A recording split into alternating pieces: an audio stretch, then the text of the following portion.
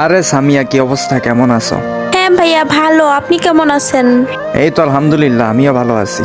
হঠাৎ করে এতদিন পর কি মনে করে আর দিলা? ভাইয়া আমার একটা ডাইনামিক ডু লাগবে। ও আচ্ছা, এই কথা। আছে আপনার কাছে কোনো ভালো প্লেয়ার? আছে তো, রাসেল ভাই তো বলছিল তারও ডাইনামিক ডু লাগবে। দেখি তো তারে আর দেই। আরে রাসেল ভাই, কি অবস্থা? এই তো হাসিব, তোমার কি অবস্থা? এই তো আলহামদুলিল্লাহ, আমিও ভালো আছি।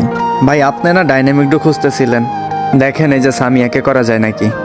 এ দুর্বল, এ কি বলো? এ তো মাত্র হিরোইক, আরে লেভেল কত? মাত্র 58।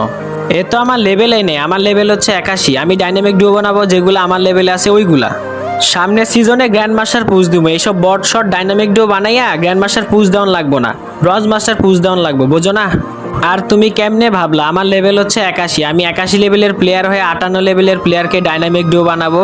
আচ্ছা ভাই থাক, আপনার ডাইনামিক ডু করতে হবে না, আপনি আপনার লেভেলের ডাইনামিক ডু খুঁজে নেন। Okay bye. হ্যালো সামিয়া। হ্যাঁ ভাইয়া, আমার ডাইনামিক ডু লাগবে না। আরে মন খারাপ করো না, এখন সবাই লেভেলের পাওয়ার দেখায়।